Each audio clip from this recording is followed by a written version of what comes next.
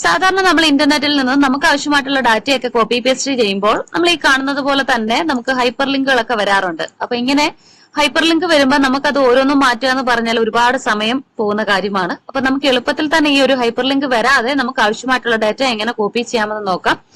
അപ്പൊ അതിനുവേണ്ടി നമ്മൾ ചെയ്യേണ്ട കാര്യം, ആദ്യം നമുക്ക് ഇന്റർനെറ്റിൽ നിന്നും നമുക്ക് വേണ്ട കാര്യത്തിനെ കോപ്പി ചെയ്യണം. എന്നിട്ട് നമ്മൾ പേസ്റ്റ് ചെയ്യുമ്പോൾ ചെയ്യേണ്ട കാര്യം, ഇവിടെ നമുക്ക് ക്ലിപ്പ് ബോർഡിൽ പേസ്റ്റ് എന്ന് പറയുന്ന ഒരു ഓപ്ഷൻ കാണാം. അപ്പൊ അതിന്റെ താഴത്തെ ഡ്രോപ്പ് ഡൗൺ ആരോ ക്ലിക്ക് ചെയ്ത് കഴിയുമ്പോൾ അവിടെ പേസ്റ്റ് സ്പെഷ്യൽ എന്ന് പറഞ്ഞിട്ടൊരു ഓപ്ഷൻ ഉണ്ട്.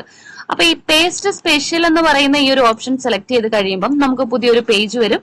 അപ്പൊ ഈ പേജിനകത്ത് ഏറ്റവും മുകളിൽ നോക്കിക്കഴിഞ്ഞാൽ അൺഫോർമാറ്റഡ് ടെക്സ്റ്റ് എന്ന് പറയുന്ന ഒരു ഓപ്ഷൻ ഉണ്ട്. അപ്പൊ ഈ അൺഫോർമാറ്റഡ് ടെക്സ്റ്റ് എന്ന് പറയുന്ന ഓപ്ഷൻ സെലക്ട് ചെയ്തിട്ട് ഓക്കെ ക്ലിക്ക് ചെയ്ത് കഴിയുമ്പോൾ നമുക്ക് കാണാനായിട്ട് സാധിക്കും നമ്മൾ നേരത്തെ കണ്ടതുപോലെ ഹൈപ്പർ ലിങ്കുകൾ ഒന്നും വന്നിട്ടില്ല. അതെല്ലാം മാറ്റിയിട്ടാണ് നമ്മളുടെ ഡാറ്റ ഇവിടെ കോപ്പി ചെയ്തിരിക്കുന്നത്.